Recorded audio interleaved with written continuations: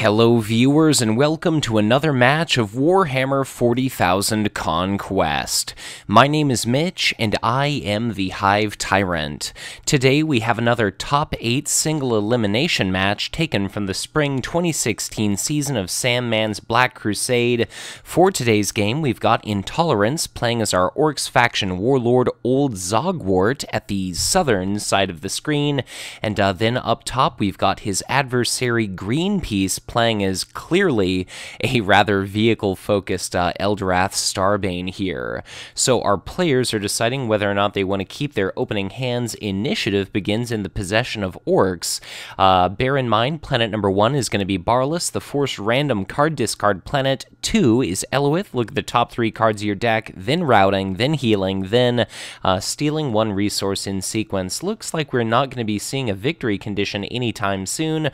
Earliest possible is going to be planet number 5 if somebody ends up winning 1, 4, and 5, and that's going to be a little bit tricky because it's ever so slightly off of matching initiative here. Like planet 4 is going to be Eldorath's natural initiative, but it's going to be a planet that Zogwort may well want to win. So looks like our players have maybe both decided to keep their opening hands. I'm frankly not sure if they are on Skype or not, but Intolerance, our Orc player, looks like he's got an interesting opening distribution of units. He's got a Rogue Trader for economy, same with a Shoot-a-Mob. He's got Evil Sun's Warbiker, which at planet number 1 could attack. Looks like Intolerance does decide to keep his opening hands. So Evil Sun's Warbiker at planet number 1 alongside a warlord like Zogwort could swing for 4. Zogwort's runt herders, provided they can take small increments of damage, they might be able to generate a large volume of Snotling tokens. Eldorath by himself doesn't hit for much, but he can certainly conjure up a lot of stuff that can.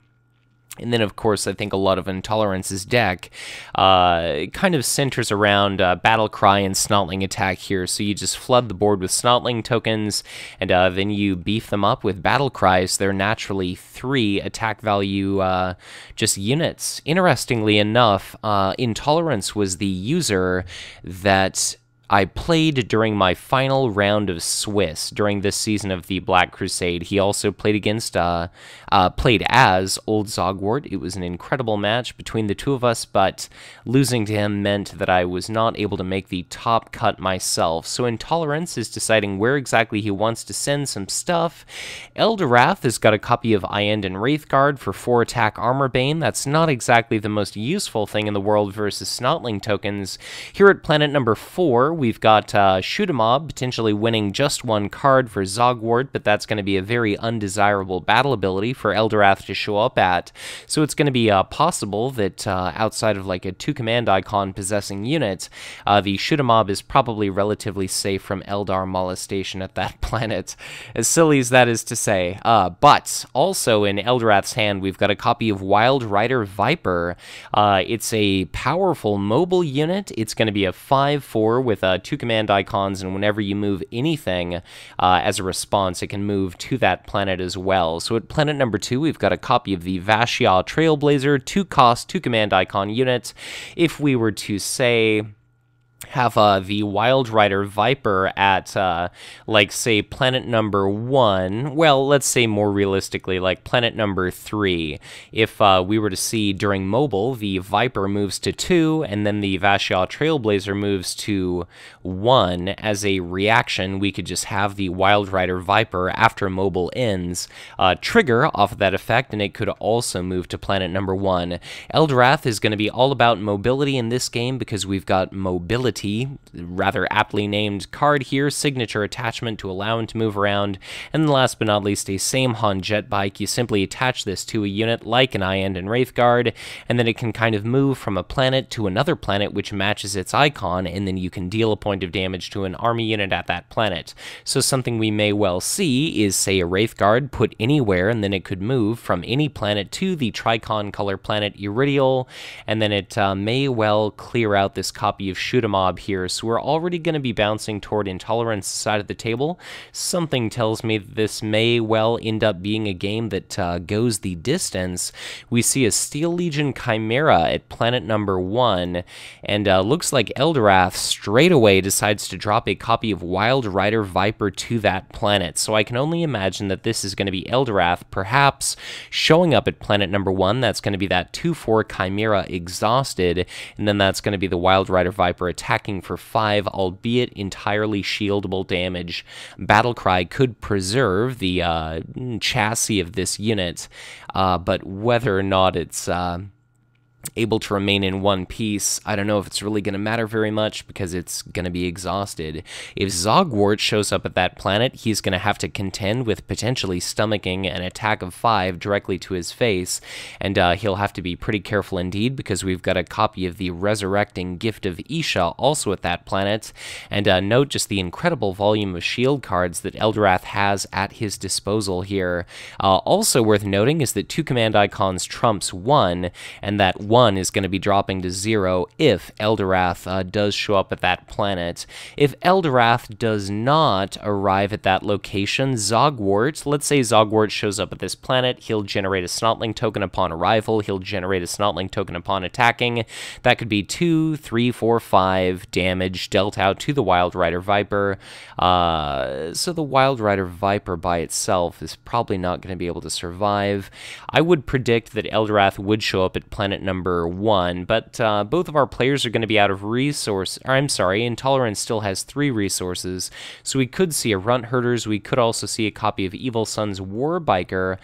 He could maybe do a Warbiker at 1 just to shore up that planet, but if he invests very heavily in that planet, we may well see Eldorath decide to give up on the battle at planet number 1 and just move his Wild Rider Viper to 2, where he's naturally going to be possessing initiative the following round, and if that's the case, he is going to open himself up to a forced random card discard, but then the Vashyah Trailblazer might be able to win command at planet 3 during the following round, and then the Wild Rider Viper can do the same thing at planet number 2.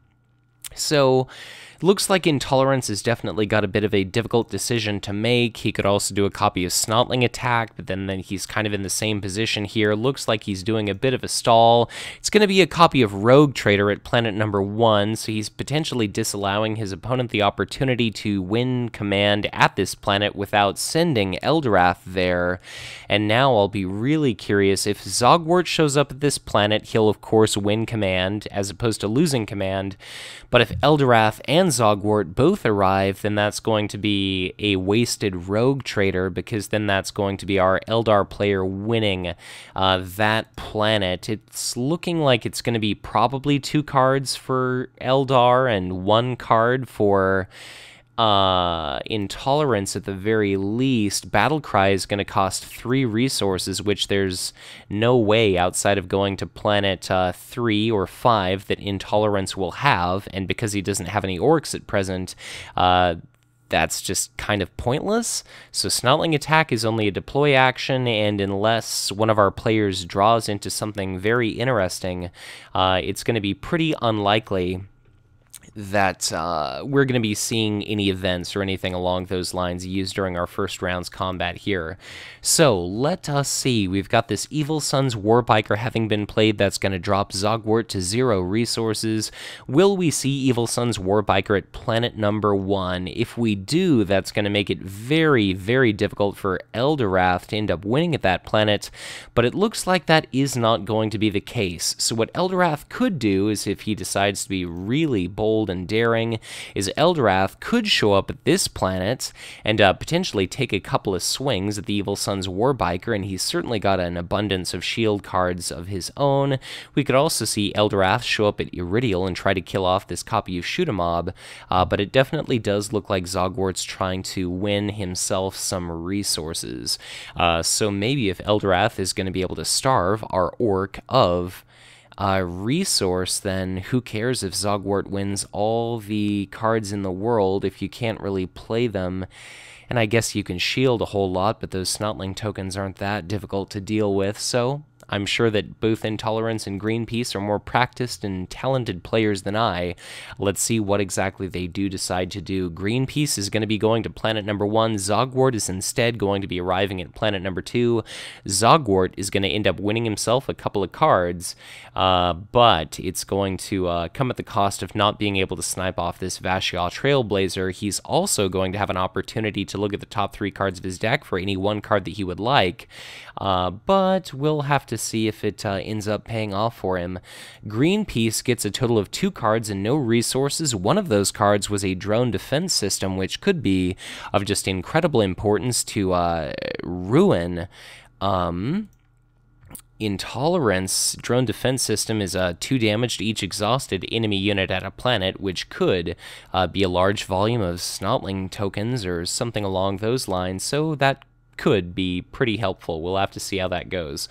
But dissimilarly, we got a total of 3 cards and 2 resources for Intolerance here. He got another couple of 2 shield value cards. That's Squigify, Rock Bombardment. He also got a copy of Suppressive Fire. Eldorath, having arrived at planet number 1, managed to exhaust that Steel Legion Chimera. Wild Rider Viper is going to be attacking the Chimera for 5, and we'd have to see a 2 shield value card used just to spare the Steel Legion Chimera. Interestingly enough, we did not see the Rogue Trader with Suppressive Fire exhaust that copy of Wild Rider Viper. Note that the Vashial Trailblazer used its action to move away from planet number 3, and will we see this unit shielded or not? I can't really think of a good reason to shield the Steel Legion Chimera, just because if you wanted to shield it, why not just use Suppressive Fire, exhaust this unit? Eldorath could have swung at this for 1, and then you'd have been in a much more advantaged situation. Like the Wild Rider Viper at the beginning of the next combat round could have attacked for 5, then you could have shielded that, and then you could have attacked, or something along those lines. But that Steel Legion Chimera is going to be outright wrecked. That's Eldorath taking a swing at that unfortunately forfeit Rogue Trader. So that's a card and a resource essentially wasted there.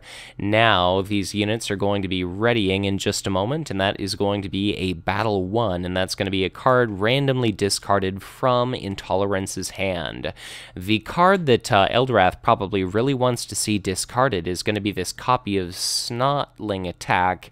Unfortunately, it was Squigify. Well, I say unfortunately, but it's pretty powerful. Granted, it has to target non-vehicles, but a Wild Rider Viper, which you could hit with it, well, okay, first of all, this is a vehicle, but let's say you could hit a pilot, like a big, scary... okay, so let's say you target the Iendan Wraithguard with that. It's a drone. Alright, I can't think of a good example. What I was trying to say is that you can use drone defense system even on a unit that is squigified, but there's not any great targets for that. Like, why bother squigifying the Vashial Trailblazer here? So, Intolerance is going to win a battle at Elowith. He's going to take a look at the top 3 cards of his deck for any card that he would like, add that to his hand at his leisure. And then that is going to be the round right there. We've got 1 green icon for Eldorath. If Eldorath wins at 4 and 5, that is going to be the game for him. And currently, I believe this is still anybody's game. Eldorath probably doesn't want to send himself to planet number 4, but I guess if he did do that, like if Eldorath managed to get the Aleatok Shrine, well, you know, I guess it wouldn't really matter too much. We could see Eldorath go to planet number 4 the following, well, planet 3. Our following round's planet number 3. He could snipe off with just Eldorath, the shoot-a-mob that would be exhausted, and then the Wild Rider Viper could reposition itself at this planet to win command the following round. But let's see what exactly happens here. Both of our players get 4 resources and 2 cards apiece. Our new 5th planet is Aatrox Prime, the planet which deals damage to adjacent planets or the enemy HQ. Our new 1st planet is going to be Elowith, and for Greenpeace, we've got 4 resources for him and 9 total cards in hand. We've got Mobility, we've got a copy of Bonesinger Choir to decrease the cost of vehicles and drones, so we could see this played for yeah, played for 2, and then we could see it exhausted to decrease the cost of an Eye-End and Wraithguard to 1. We could see Foresight used to send Eldorath to, like, planet, say, 4, and he'd drop off the Wild Rider Viper there, and then he could Foresight over to Iridial, or he could do like a double enemy unit exhaust to help himself out in regard to combat. A lot of different options there for him. Intolerance also came across 2 new cards. It looks like Snakebite Thug was the chosen card drawn from Eloith's ability. We've got another copy of Steel Legion Chimera, and now it's going to be a lot of expensive units and a lot of expensive events here clogging up Intolerance's hand. We do have a copy of Promotion, which is going to be a limited 0-cost attachment. It'll increase command icons. But at present, there's not really any dire desperation to win command. Like, we're not opposite this Vashya Trailblazer, and currently 1 command icon versus 0. It may as well be, well, you know, anything beats 0 is a long story short there. Eldar drops off a copy of Bonesinger Choir because he, Greenpeace, has now got Initiative. That is going to be a limited card, but it's not unique, so we could potentially see multiple copies here. Eldar normally want to be faring quite a bit better in regard to command than they're doing now, and as I know all too well when I played against Intolerance myself, his deck definitely does favor the command game. So I guess really his victory condition could be pretty much anything. We could see, I guess this kind of sucks, I was going to say we could see, like, planet number 1 is going to be on the opponent's initiative, so that may not be the best planet to try to fight battles at. We could say planets 2 and then 3, like your initiative, opponent's initiative, then your initiative here, and that would be through red icons, or otherwise it might be just blue, blue, blue, 1, 3, 5, and then that's always going to be Eldorath's initiative.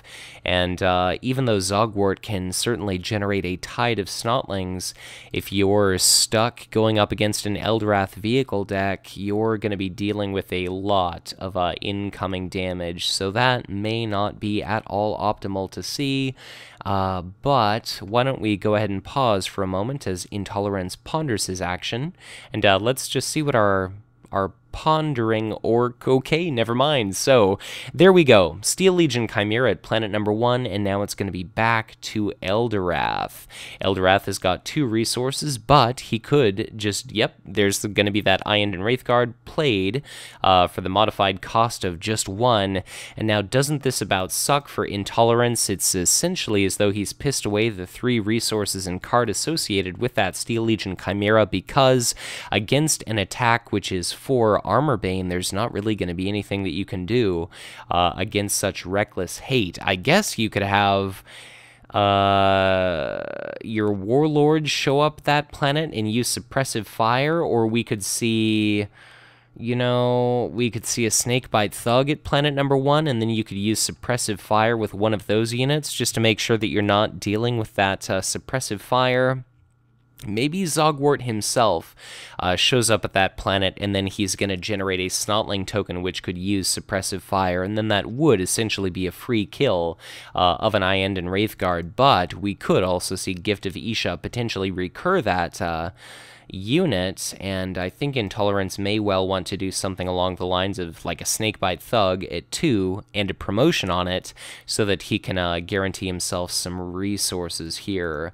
Eldorath at the moment is only going to be positioned to win 2 resources, but Eldorath does have enough for a Foresight, so he could potentially end up, say, denying the, let's say that Snakebite Thug shows up here.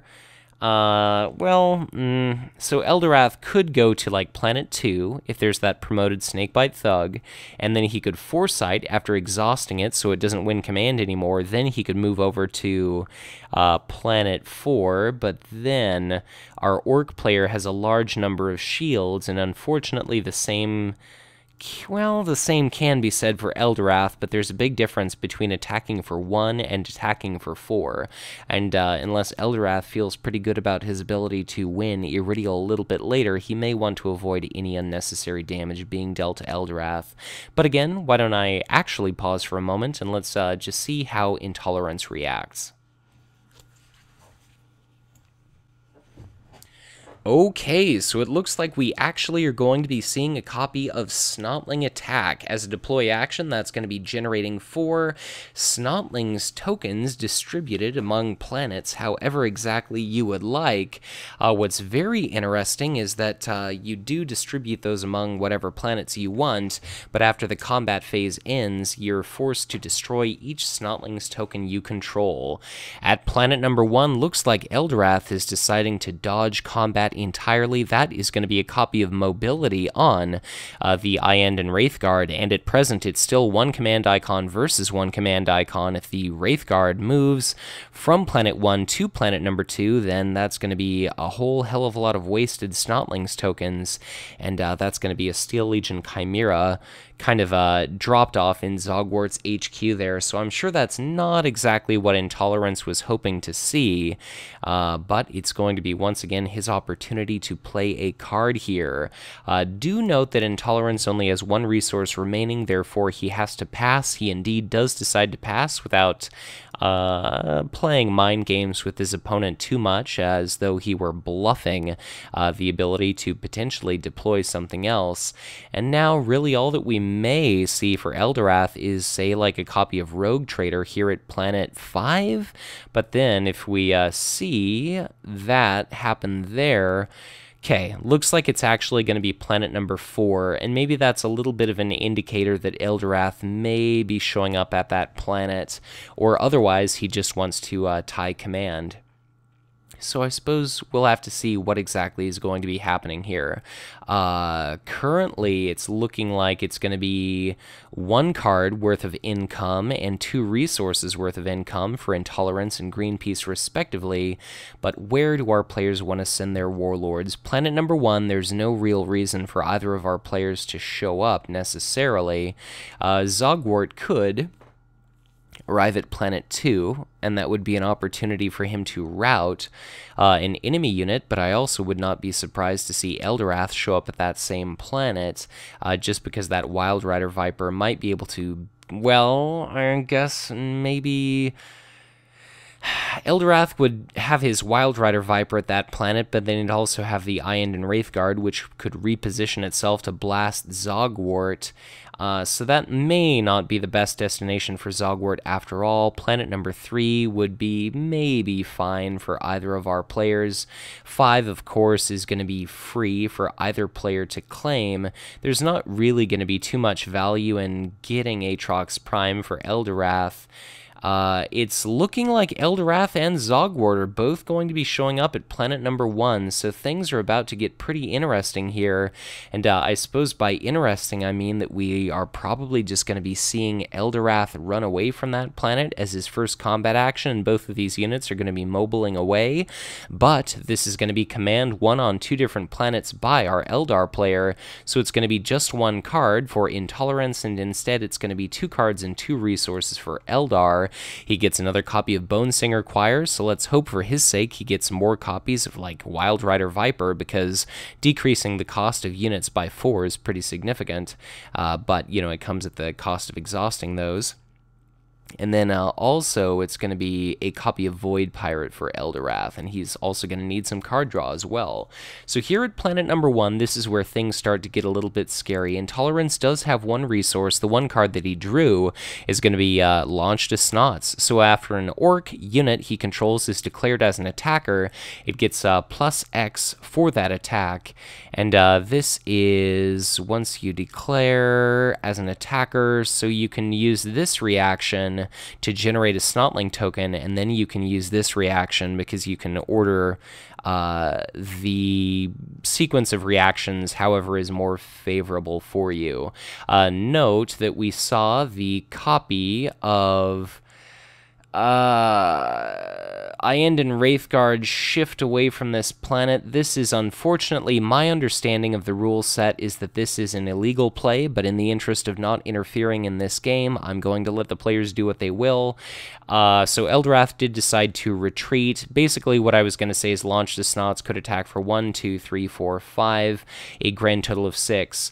My understanding is that all units use mobile simultaneously, so we'd have seen Iend and Wraithguard Wraithguard move from planet number 1 to planet number 2, and then the Wild Rider Viper also moving, okay, never mind.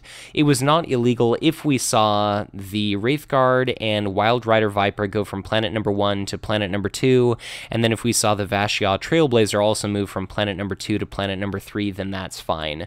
Because even though all of these units move simultaneously after the fact, the Wild Rider Viper had an action that it can react to, which is Vash'ya Trailblazer moving from 2 to 3. So my sincerest apologies to Greenpeace here. I misspoke because I did not notice that the Vash'ya Trailblazer had moved. So everything is totally legit, it's totally legal, and it looks like planet number 1 is won by Intolerance. That's going to be a blue icon added to his victory display.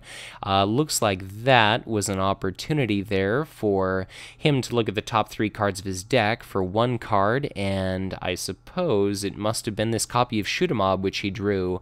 We've since gone through another HQ phase. Note that at the end of the combat phase, all the Snotlings tokens were destroyed, and now each of our players has gotten 2 additional resources and, 2 additional cards, 4 additional resources. Greenpeace, 6 resources, 9 cards, and Intolerance, 5 resources, 10 cards. We've got a green icon for Greenpeace. We've got a blue icon for Intolerance, so it's still anybody's game. Our last planet of this game, planet 7 or 5, whatever you want to call it, is going to be Yavvarn, which puts units into play from both players' HQ. Generally, Greenpeace would be coming out ahead in that deal.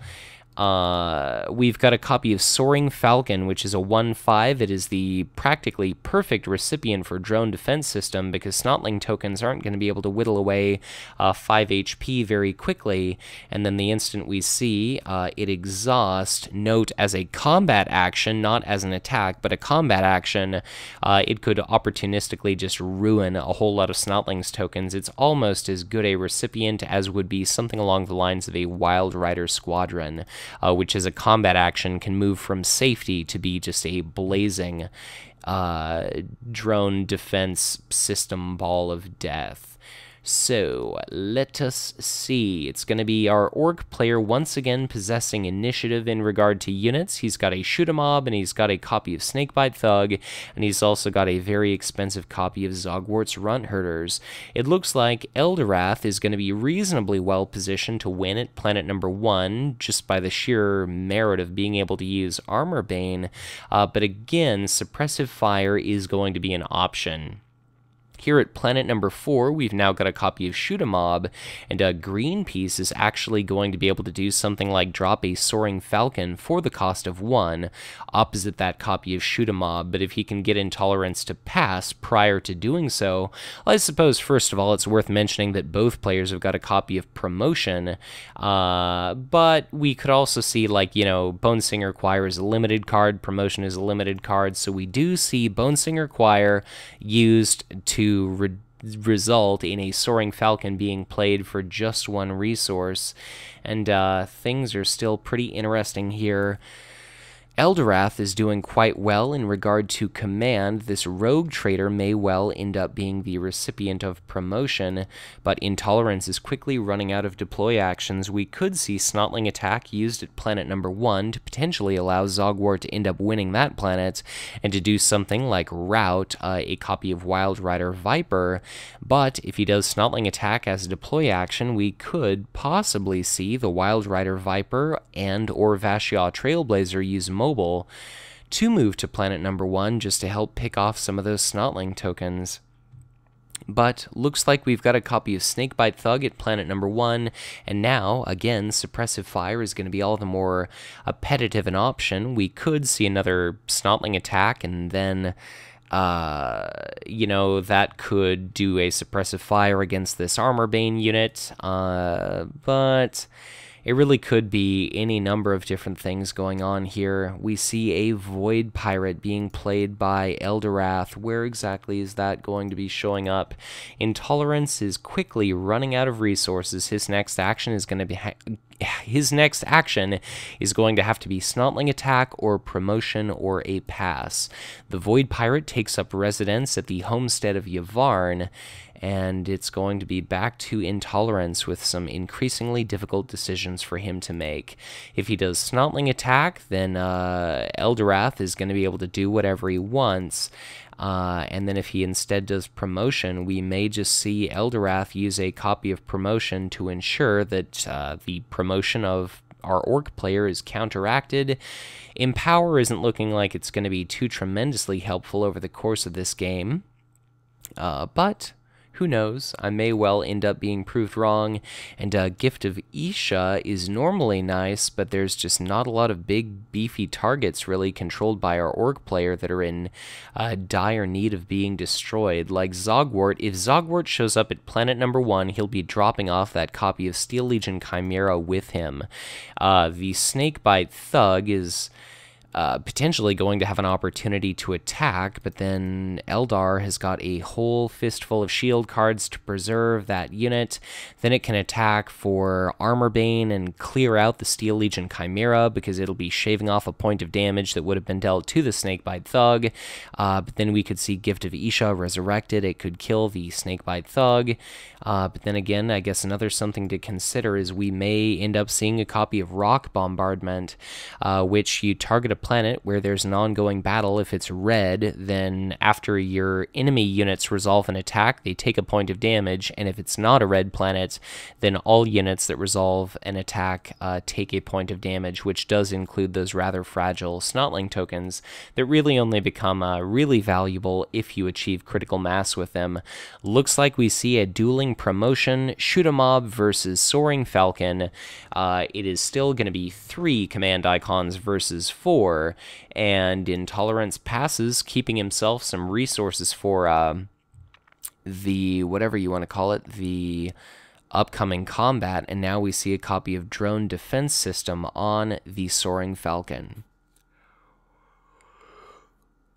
So, let's see what is going to be happening. Both of our players are going to be deciding where to send their warlords. They've both by now passed. Economy without warlords getting involved is going to be Planet 1 push, Planet 2 for Eldar, Planet 3 push, Planet 4 Eldar, Planet 5 Eldar. If Zogwort goes to Planet number 1, he might be able to win that planet, but a red icon also isn't exactly feeding into his victory condition here. So, Intolerance with a red and a blue, that isn't going to be tremendously helpful. Really, the best case scenario is he's going to be able to route I guess something like this Wild Rider Viper. Eldorath, if he shows up at planet number 1, he'll be able to exhaust the copy of Snakebite Thug. If old Zogwort shows up at, like, well, let's say the Inden Wraithguard. Okay, both warlords show up at planet number 1. Let's say that. It's going to be the Inden Wraith, like, Zogwort could attack. He'll have 2 Snotling tokens at that time. We could see the Wraithguard kill the Steel Legion Chimera. We could see Wild Rider Viper swoop in, and it could attack the exhausted Snakebite Thug for 5. So planet number 1 may not be the best destination for our players, even though Suppressive Fire could throw a significant wrench in our Eldar players' plans, like it could remove the Wild Rider Viper from the equation. But it looks like it's going to be Eldorath going to planet number 3 to potentially kill off the Evil Sun's Warbiker. Or are we going to be seeing Foresight used now that Eldorath has all that information? Eldorath does arrive at planet 1. Zogwort arrives at planet number... Zogwort arrives at planet number 1. And looks like somebody pressed a button that they maybe should not have pressed. Greenpeace hit his turn button. And hopefully that's not going to interfere with the automation of this match. But anyways, Zogwort is at 1, Eldorath is at 3. So I think Eldorath is still deciding whether or not he wants to use Foresight or not. At planet 1, presuming we're going to be seeing a battle of this planet, it's going to be the Snakebite Thug being able to attack for 3, and then Eldorath can use a shield card to block that from killing him. We do see that copy of Foresight. That is going to be Eldorath moving to planet number 1, and this is cool because things are about to get very interesting indeed. So that copy of Snakebite Thug is going to be exhausted, and now this is going to be a whole hell of a lot of command won by our Eldar players. So Look at that. That is going to be all 5 planets and a rogue trader and a void pirate 1 by Greenpeace. And he's got a copy of Bonesinger Choir in hand, and it's possible that he may well end up winning this battle at planet number 1, so spectacularly well done by Greenpeace, orchestrating all of that. That is going to be 3 cards and an incredible 7 resources, and he's now got enough for both of his copies of Bonesinger Choir here. So I'm going to take a moment to pause with both of our players, and I'll resume the video shortly.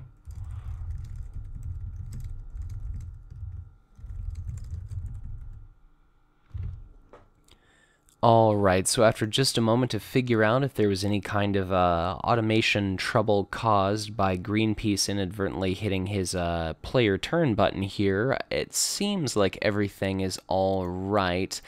Perhaps the UI for our players is slightly altered, but I don't think it's going to be that big of a deal, so here's what we have to work with. This is before we go into our HQ phase. It's going to be 2 resources and 7 cards versus 9 resources and 7 cards. We're going to be seeing a battle at this planet. Greenpeace now has a ton of resources to pay for Empower and to pay for Gift of Isha. He's got a Samehan jet bike in his hand as additional shields. So Eldar's got quite a few things to work with. We're going to be seeing mobility used here. Interestingly enough, it's the Soaring Falcon is going to be relocating at the beginning of the combat, at the beginning of the combat phase from 4 to 3, and the Wild Rider Viper is going to be moving from 2 to 3, and it looks like the Iandon Wraithguard is moving from planet number 1 to planet number 2, so very interesting that we're actually seeing Eldorath abandon this planet. He doesn't have anything unit-wise in his discard pile to use with Gift of Isha, and now I can only imagine that our Eldar player is deliberately abandoning this first planet just so that he can ensure that all of these units are going to be showing up exhausted. So, like, let's say Eldorath is basically wherever Eldorath goes, he's going to have some kind of combat units to back him up. Like at planet number 1, on our Eldar player's initiative, we might have a copy of Iandon Wraithguard ready to deliver its 4 Armor Bane attack, and we've got a Wild Rider Viper right here. We've also got a Soaring Falcon, which can use a drone defense system. What's definitely worth noting is that we could see drone defense system exhausting this unit to deal 2 points of damage to this exhausted Evil Sun's Warbiker. So I would not be shocked the following round if Eldorath shows up at this planet just to knock out this 3-command icon shoot-a-mob. But it basically seems like if Zogwort wants to send these units anywhere combat relevant, like what are Eldorath's relevant planets? So Greenpeace is really showing, I think, he's got some pretty significant talent here as a player. Eldorath has got 1 green icon, so if he's going to want to win this planet, and that could be his victory condition. If Zogwort shows up at 4, he's not going to be dropping off these units to, this 5 resources worth of units to where they're going to be at all relevant to blocking Eldorath from winning the game. The same thing can be said for Yavvarn here, so it looks like our Eldar player, and just showing a little bit of patience, is making this into a bit of a nightmare situation for Zogwort, so things are looking a little bit difficult for Zogwort. He's certainly got a ton of shield cards in hand. Interestingly, Zogwort decides to use Theron to rout that copy of Soaring Falcon, and now it's a damn shame that we did not see drone defense system used as a combat action prior to Zogwort winning the battle at that planet, so that's a regrettably suboptimal play by Eldorath, because who wouldn't want to potentially kill this Evil Sun's Warbiker if you could get away with it? Worst case scenario is you'd have forced your opponent to pitch a shield card, so I never like seeing players make objective mistakes, and I do believe that's what that was. But you know, regardless, let us see here. We go through another HQ phase. Initiative passes back into the possession of Eldar. We've got another copy of Gift of Isha, which is great, and we also have a copy of Nullify, which, given Intolerance's kind of lack of resources, that could end up being making a big significant difference. We've got a second copy of Bonesinger Choir, as if Greenpeace didn't already have enough resources, but now he does have another copy of Wild Rider Viper that he could play for 1, which is just insane, thanks to the combined efforts of these units here. These supports, and then for Intolerance, all he's got relevant to just trying to win economies, he's got a Tallarn Raiders, and he's got a copy of Promotion. So it seems like Zogwort is running out of non-Snotlings units. We could see a double rock bombardment played at, you know, our healing planet Iridial, where it's going to be 2 points of damage to each and every Greenpeace-controlled unit after it resolves an attack, and nothing to any Orks faction units, but still, that is not looking at all optimal.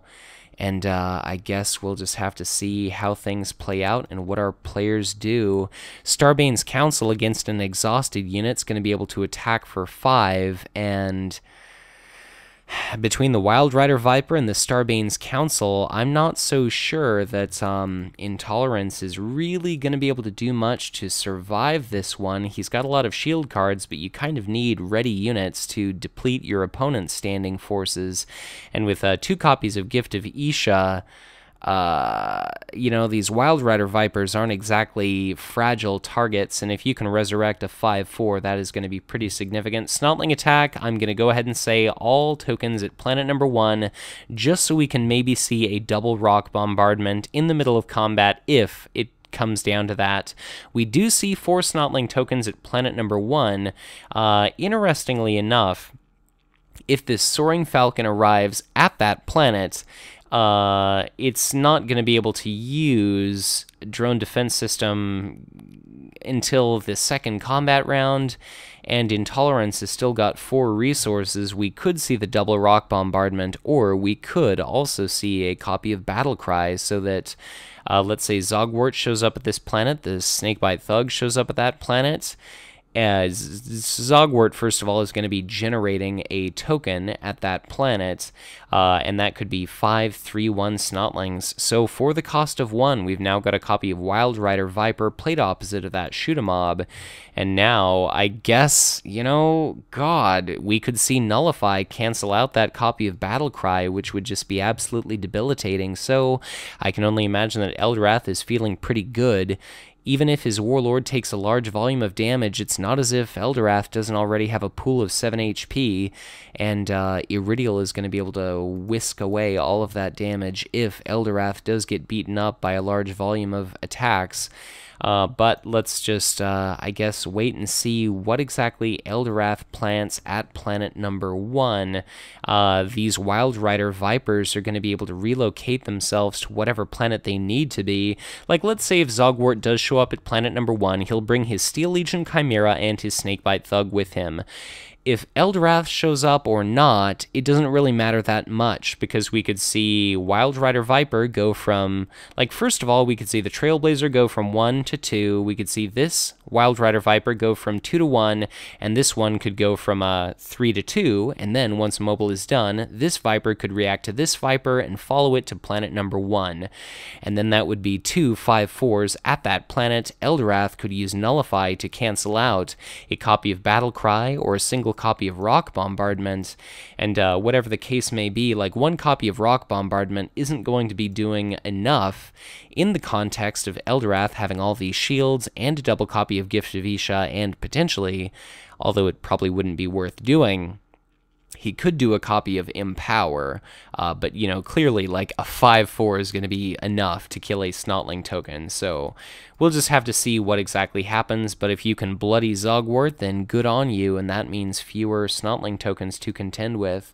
But if Eldorath is present at this planet and we see Empower, he himself is going to be boosted up to 8 HP, so I guess we'll kind of have to see what exactly is going to be occurring. Intolerance indicates that he's going to be passing, and at present, it's only going to be, like, let's see here. If we see one additional command icon here at Aatrox Prime, that's going to be starving.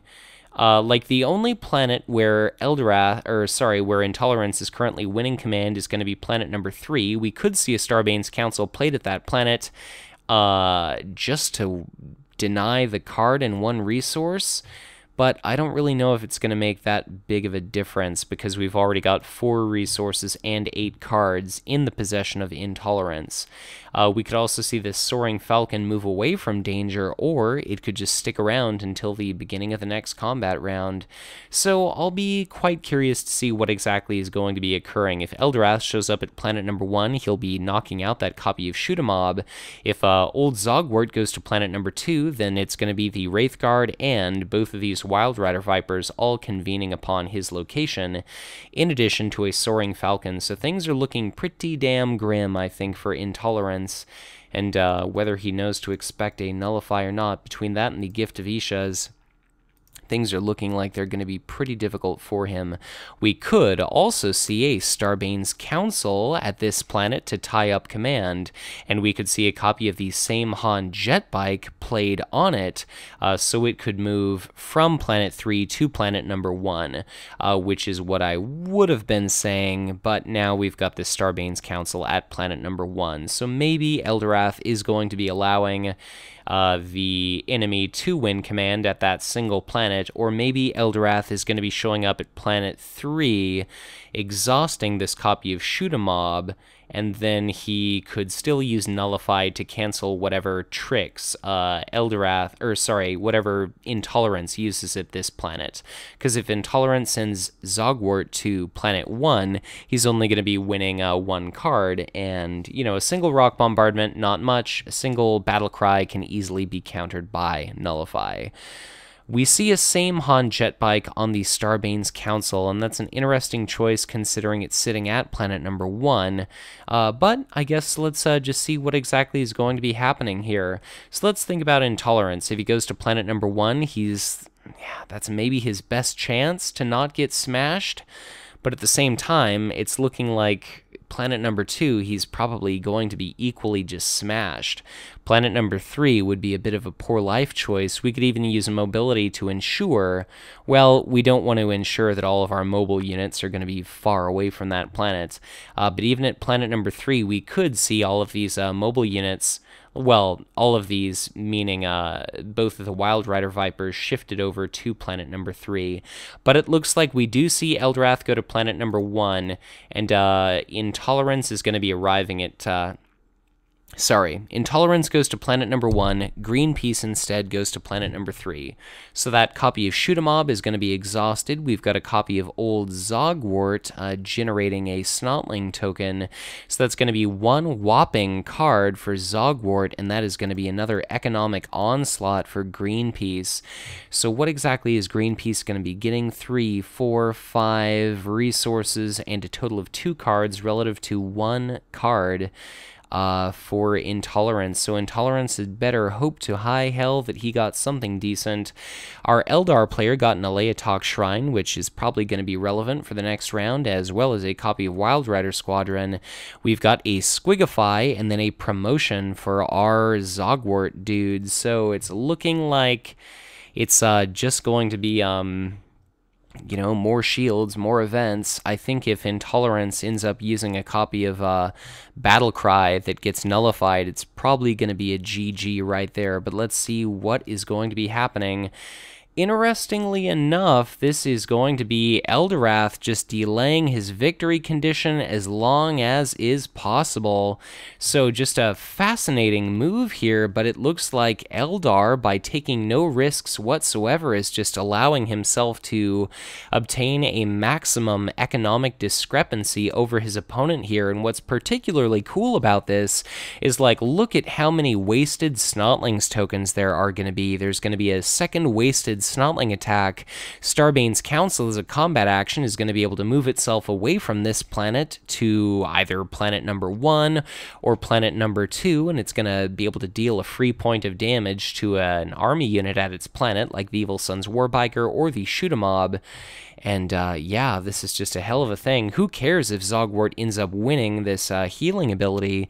That's going to bring intolerance to 2 red and 2 blue icons. Are we just not going to be seeing that same Han jet bike used, or is somebody intolerance a little... Okay, interestingly enough, maybe our players are on Skype, I'm not quite sure. But anyways, point of the story here is going to be Starbane's Council. Well, or I guess he's trying to just fish shield cards out of his opponent's hand. We see a copy of Battlecry discarded. The Starbane's Council attacks for 5 down to 3, and that's going to be the Steel Legion Chimera taking just 3 points of damage, and I guess it was all about getting a shield card out of hand. We did see Empower discarded. That's going to be a point of damage dealt to the Evil Sun's Warbiker because of the relocation of Starbane's Council. We will see all of that damage removed from the Steel Legion Chimera, and Aatrox Prime, as soon as Eldorath wins a battle at this planet, it's going to be able to just outright blast the Shoot-A-Mob, the Snakebite Thug, and Zogwort, and that Steel Legion Chimera. And now this is going to be these same units showing up at planets where they're increasingly likely to just get wrecked. Like at planet number 1, soon to be planet number 1, we've got set up a copy of Iand and Wraithguard and a Starbane's Council, which can attack units that are sent to that planet for 5. At planet number 2, we've got a copy of Wild Rider Viper, and the same thing at planet number 3. We've got a copy of Wild Rider Squadron, which is going to be able to move itself. Like, first of all, it can be played for 1, and it's going to be able to show up wherever to fight. And it is not going to be targetable by Squigify. So we do have 2 red planets now left, but Eldorath still has that copy of Nullify. We come to the end of the combat phase. Aatrox Prime is going to be firing. Zogwort takes a point of damage immediately. Do note that that Steel Legion Chimera ended up being healed to full. And what are we going to be seeing here? Yep, we're going to be seeing that damage dealt out to those units. We're about to enter our HQ phase.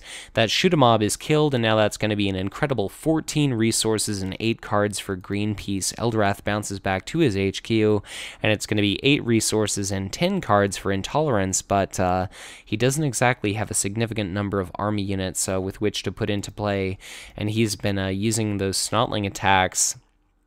Like, he's only got 30 cards remaining in his deck. I'm sure he's got another copy of Snotling Attack, but I think the probability of him stumbling upon it is going to be really low indeed. And wouldn't you know it, this is going to be a copy of Mighty Wraith Knight, which we could potentially see played for just 2 resources, and that would exhaust all non-spirit trait units, and with Gift of Isha, that could be recurred to play multiple times. That's just looking very, very nasty indeed. For Intolerance, looks like too little too late. We got a copy of Void Pirate. It's a perfectly decent army unit, but when your opponent has so many more command icons than you do, like 3, 6, 2, 3, 5, that is not going to do anything for you, even with a copy of Promotion. We've also got a copy of Sacalum Shrine Guard, which at planet number 1 or planet number 3 is going to be a 2/2 with command icon for just 1 resource. But that's not going to be too tremendously helpful either. Tallarn Raiders, similarly, is going to be a 2/2 when it's at a planet where an enemy, well, where any warlord happens to be. But Intolerance, I think, is just increasingly finding himself between a rock and a hard place. All we're really going to have to see happen is for our Eldar player to end up winning at planets 1 and 3. So this may well come down to the last planet, but it's only going to be a matter of time here before, like, Intolerance has gone from winning economy on really no planets to now he's literally unlikely to be winning economy on any planet. So all just kind of remains to be seen what's going to be happening here. If Zogwort goes to planet number 1, he's going to be showing up with his Chimera and Snakebite Thug exhausted, and if he goes to planet number 3, they're also going to be exhausted. Either way, the Soaring Falcon is going to be able to hunt down Zogwort and then trigger Drone Defense System to deal some serious non-attack damage for 2 points to the Thug, 2 points for the Steel Legion Chimera. We've got a copy of Zogwart's Runt Herders here at planet number 2, but outside of a 3 shield value context, this Wild Rider Viper could swing one time, kill it, and they generate a Snotling token, but that's it. You don't get multiple uses from that.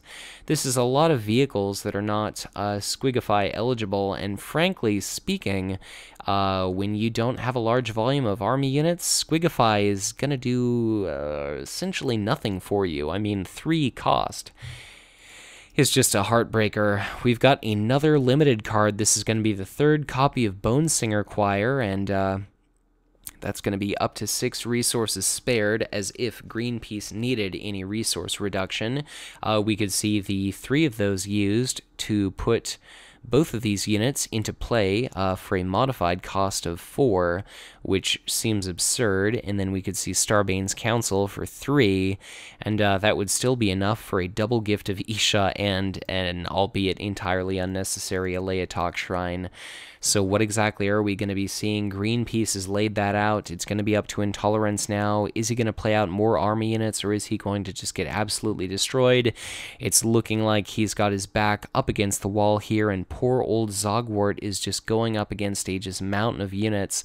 I'm having flashbacks to the championship match of the 2016 United States National Championships, just seeing so many Eldar units up against one poor fellow that his odds are just looking increasingly grim. Intolerance passes, and now I cannot help but feel like this is where we might finally see some Eldar units destroying something. We've got that Aleatok Shrine, which is going to allow an Eldar unit to ready after moving to a planet. We see the Wild Riders Squadron, which is going to have its cost reduced down to 1. Well, not cleverly, but appropriately, Greenpeace did not decrease its cost to 0. Interestingly, he decides to put that at planet number 3. I suppose you could have played it to planet number 2, and it could have moved wherever you want it to, but it's probably not that big of a deal. Looks like he does decide to go to planet number 2 after all. That makes sense. I suppose no reason to play Mighty Wraith Knight yet when it's going to just really hurt you. And then I can only imagine we'll also see a copy of Starbane's Council played someplace, probably at a victory condition planet. Intolerance is deciding where exactly he wants to send his warlord. Looks like Greenpeace indicates that he is done. Interestingly enough, he did not put out that Starbane's Council. Seems like this may have been the most important moment to do that, just to further restrict your enemy. Like, this is now probably the most units that Intolerance is ever going to have. Both players show up at 2, and that is really unfortunate for poor old Zogwort, because that means that is going to be no Planet's Command Struggles 1. Eldorath knocks out that Runt Herders, and that is going to be 3, 4, 5 resources won by Eldar, and a total of 2 cards. So just an absolutely brutal command phase showing here for Eldorath, and it's looking like, I don't want to speak too soon, but it is looking really, really bad for Intolerance. And the Zogwort player who showed up at my own regional championship in Tacoma, Washington, the Zogwort player who was talented enough, not that I'm a good player, don't get me wrong, I'll never admit to anything along those lines, but what I'm trying to say is it looks like Intolerance, who prevented me from making the top cut of the Spring 2016 Black Crusade, it's looking like he is kind of about to get annihilated, but let us see what happens here. We're going to have a battle break out at planet number 1, and I suppose it's kind of, well, Yeah, so it's going to be pointless for Eldorath to win the battle at planet number 1, like he may as well, just to make a clean sweep of things, but if he's going to be able to win at our final planet, then that'll be his game regardless. Here at planet number 1, are we going to see the Vashyah Trailblazer swing first or not? If we do, if the Trailblazer manages to kill the Evil Sun's Warbiker, then we could have Starbane's Council... Okay, I see what we're seeing here. So it's going to be Suppressive Fire as a combat action, and that is going to be this Snotlings token exhausting that copy of Soaring Falcon. So it's a bit of a shame for Eldorath that he's going to have his unit taken out of commission, because that would have definitely been a GG type situation here. Interestingly, we did not see the Wild Rider Viper moved from planet 3 to 2, although that's probably unnecessary. And then, I suppose I spoke too soon, it's going to be Intolerance with Initiative. He's going to swing with his Evil Sun's Warbiker, and now I can only imagine we'll probably see the first assault delivered by... this Vashyah Trailblazer, because it would be kind of cool to see the Trailblazer maybe kill off this Ork unit, because in like a perfect world, Starbane's Council wouldn't need to attack. It could relocate, throw a point of damage onto the Snakebite Thug or the Steel Legion Chimera, and then it could have attacked for 5 at one of these exhausted units, but it looks like that is not going to be the case. Starbane's Council delivers a swing. That's the Evil Sun's Warbiker killed, and now are we going to be seeing the same Han Jetbike? I guess it cannot actually move to planet number 2, so I misspoke there. Greenpeace is going to be up to 16 whopping resources. Intolerance is going to be down to 4. Starbane's Council and the Rogue Trader and the Vashyah Trailblazer are going to be bouncing up to Eldorath's HQ. Eldorath still doesn't have any army units in his HQ, and now this is going to be Intolerance with the opportunity to swing first. Old Zogwort is either going to be able to retreat or attack. If he retreats, he's not going to be bloodied. If he attacks, then essentially all of these units may end up being forfeit. Like we could see let's say Zogwort attacks. He's not going to be able to threaten to kill off anything, and then he could take a swing of 4 directly to his face.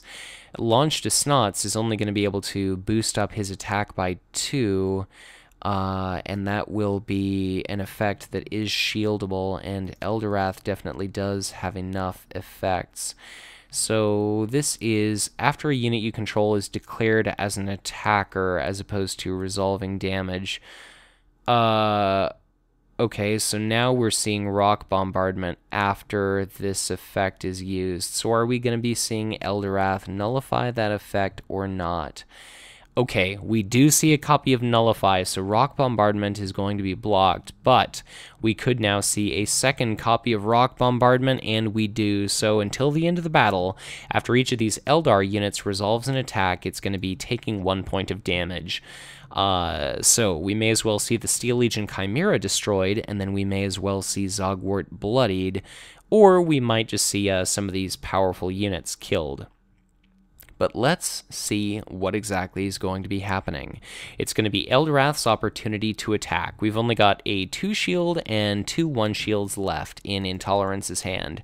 It feels like a moment ago he had so many more shielding abilities, but that is quickly becoming a figment of the past. Wild Rider Viper could kill the Steel Legion Chimera no matter what, then it'll take a point of damage, but I suppose I could say the same thing with this copy of Iand and Wraithguard here. So certainly the options are plentiful. Like we could say Iand and Wraithguard kills this, and then that could be 5 and 8 minus 3 would be 5, and that would be a Hail Old Zogwort, and then he'd be able to retreat at the end of the combat round. So maybe we'll see Old Zogwort take some hits, maybe we'll just see some of these other units being destroyed, but it's not going to be any more than this lowly little Snotling token to be able to contest Eldar, and in the context of these 2 Gift of Ishas, for sure, I don't really favor our Orc players' odds, even in the context of being so fortunate as to have this Soaring Falcon being suppressive fired. But what are we going to see? It's going to be up to Greenpeace to decide what exactly he wants to attack. So let's pause and see what he decides on. Okay, so we've got a little bit of a request here to put rock bombardment at the planet just to make sure that I suppose both of our players are cognizant that this effect is going to be in effect. The Wild Rider Squadron uses its combat action to shift away from that planet, and the Wild Rider Viper does as well, and this is just some really interesting choices here. So I guess we're going to be seeing the Iandan Wraithguard take a shot at that copy of Runt Herders. I suppose it's not going to be the end of the world if Zogwort ends up winning this battle, and maybe Greenpeace is like a next level player compared to me, but I feel like I would just still have maybe taken this opportunity to deal as much damage to my opponent as I could. It's just interesting that Eldar is like pushing back as many planets as is possible. So that's going to be Zogwart's Runt Herders are going to be outright destroyed. It's going to be a Snotling token generated. And now I suppose it's just going to be like maybe Eldorath is going to be using Gift of Isha, abusing Gift of Isha to just ensure that he's going to be able to deal as much damage as he can. But it's looking like he's maybe going to be choosing to stomach, well, maybe just one battle ability. Man, it's just, yeah, fascinating decision-making here by Eldorath. So I would imagine we'll come to the end of a combat round, and then maybe Eldorath is just going to cut his losses, and then during the following round, he'll end up mobiling all of these units back to this planet, and just trying to pick apart Zogwort as best he can. It's just a bit of a bummer that I guess Zogwart's going to be able to target either the HQ or this adjacent planet to deal damage to, but not both. And we've now gotten both copies of Battle Cry gone, and Intolerance's economy is just all but being broken at this point, and I guess maybe Greenpeace is banking on the fact that he can use, like, I guess, let's say he doesn't destroy the Steel Legion Chimera or anything else. He could use his mighty Wraith Knight at this planet and just exhaust all these enemy units here, because Intolerance is going to be having to play all of his army units out rather quickly indeed. But we are going to be coming toward the end of a combat round here. This is going to be that Soaring Falcon taking all the more damage. The Iandan Wraithguard is not destroyed. We do come to the end of a combat round, and is this going to be all of these units retreating or not? What are we going to see? I guess if all these units retreat, that's going to be a big, juicy target for Eldorath to get hit by, and I can only imagine we're going to be seeing a retreat. So looks like that was a small mistake in moving a damage from Eldorath to the Soaring Falcon. I'll just go ahead and give our players a moment to notice that mistake, and there they corrected it themselves without my interference. Looks like that was just a bit of a slip up, and now Aatrox Prime is going to have an incredible target in Eldorath's HQ, and I can only imagine that's going to be a setup for Mighty Wraith Knight to drop in, exhaust these two units, and then if Eldorath wants, he can finally move all these units over to be the eventual death knell of Zogwort. So some fascinating Eldar play by Greenpeace here, but I cannot help but feel it's kind of some next level tactica. So that's going to be a point of damage dealt to a lot of different units here. I think Eldorath may have been unintentionally dealt an additional point of damage. I don't exactly want to interfere, again, lest it be mentioned in the comments, but I feel like that additional point of damage on Eldorath is a mistake, but our players are all adults, and I'll let them deal with it. Not to be condescending at all, I suppose it's not my role to interfere. So that is a lot of dead units in Eldorath's HQ, and now let's just see as we go into another HQ phase, what exactly are we going to be getting? Intolerance is going to have no more than 4 resources to his name. One of those is going to be a Sacalum Shrine Guard, which is going to be essentially useless at this planet, but let's just see how heartbreaking it's going to be when Zogwort may end up piling all of his available units at planet number 1 just to see them all get you know, just smashed into pieces. He got a copy of Steel Legion Chimera. I can't help but feel like this is not what he wanted. He did get a copy of Zogwart's Hovel. His Warlord has got 6 HP remaining. So let's see what is going to be happening. The Vashiot Trailblazer to planet number 2 is rather fascinating. So I'm trying to think, like, you're going to be... Oh, well, duh, you don't want it to be exhausted. That's why you would do that. Yes, obviously, Eldar wants to deploy stall as much as is possible. He's got an insane number of resources, so I would imagine we'll see a Starbane's Council at 2, and then we could see a Samehan Jetbike at 2, and we could see a Soaring Falcon at 2 as well.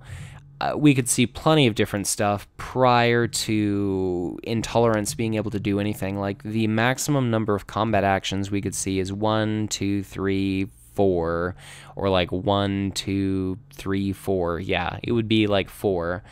And I don't know if that's what we are going to be seeing, but Intolerance is going to be faced with a really difficult situation here. Maybe he knows that there's going to be a Mighty Wraith Knight dropped onto him, maybe he does not. We've got a copy of Tallarn Raiders at planet number 1, and how is Eldorath going to respond? That is going to be a copy of Soaring Falcon. Is it going to be at planet number 2? Yes, it's going to be at planet number 2. We could see Samehan Jetbike on the Starbane's Council. We could see a Bealtan Guardians. Plenty of different options here. Intolerance now only has 1 action left because he's dropped off another copy of Steel Legion Chimera. Looks like this is going to be the moment for that Mighty Wraith Knight at that planet, and I believe this is like a channel first on Octagon where it's going to be a whole hell of a lot of units exhausted. So now all 4 of these combat units are going to be exhausted, and now all of these guys, with the exception of the Void Pirate, are going to be able to move over and just annihilate these forces here. We've got 2 Gift of Isha, we've got another copy of Starbane's Council. And what exactly is Zogwort going to do? Is he going to toss a promotion onto one of these units? The answer is no. He wants to save it as shields, so he hangs on to it. And surprise, surprise, Bealtan Guardians at planet number 1, Starbane's Council at planet probably number 1. Eldorath is going to be showing up at that planet to... Who's got initiative here? Eldorath has got initiative, so he could pass on his reaction, which he may as well, and then Zogwort could use his reaction, and then Eldorath could exhaust said Snotling token. So things are looking like they are about to finally go all the way bad for Intolerance. Not that I am cheering for the guy to lose by any means, don't get me wrong. Anybody with the sheer audacity to play Zogwort this far into a tournament deserves to do quite well, and certainly not to have a commentator disparage him. But it's just looking like we're finally going to be seeing Eldorath killing something. I feel like I've been waiting the entire game for these Wild Rider Vipers to actually get a chance to run around and frolic in the fields, but purely by merit of extending the duration of this game as long as he has, Eldorath has been able to, you know, not only just get the most out of his economy, but also get the most out of these Bonesinger Choirs he can. So let's see if we see that exhausted Snotling token. We do see the Aleatok Shrine ready, the Soaring Falcon, and yep, there we see it. So Aleatok Shrine readies the Soaring Falcon is the easiest way to do it. Then we see a Snotling token generated. Then we see Eldorath exhaust the Snotling token. As soon as combat begins, this Soaring Falcon is going to be able to blow up. Well, it's not going to be able to blow up much, but it's going to be able to deal a whole hell of a lot of damage, and now it's entirely unavoidable here. So planet number 1 and planet number 2, it's going to be a total of, what is it going to be? It's going to be 2 cards and 2 resources for Eldorath, and now we're finally seeing the cavalry move in. So we're seeing not everything, but we're seeing a significant number of units. We finally see Drone Defense System. That's going to be 2 points of damage to each enemy unit at this planet. Probably goodbye Snotling token, Tallarn Raider. These 2 are going to be wounded, and then the Steel Legion Chimera is going to be wounded as well. Old Zogwort is not going to be wounded, but what is he going to be able to do himself against this critical mass of Eldar units with 2 Pocket Gift of Isha and a couple of 2-shielders?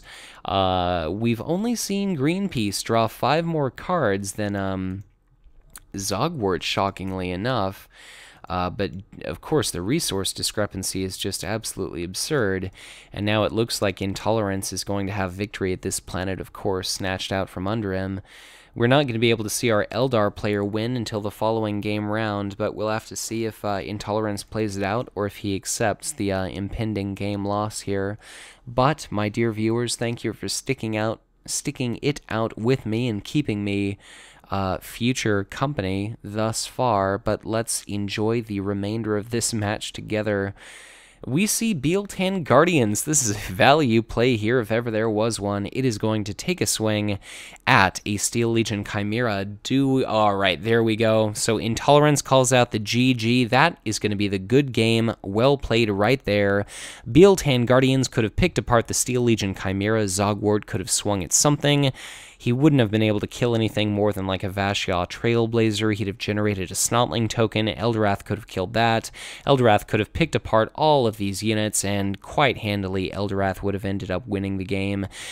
Even if this Mighty Wraith Knight would have been alone at that planet, each and every time we could have seen it Gift of Ishud back into play, that could have been exhausting all non-spirit units at this planet, which includes the enemy Warlord, and we also could have seen the Wild Rider Squadron relocate to planet number 1, and then the Wild Rider Vipers could have accompanied it. So this was a hell of a game, just some incredible play indeed on part of Greenpeace, and by avoiding those rock bombardments, those Snotling attacks, it just ended up being an absolutely incredible match. So, my dear viewers, thank you so much for watching.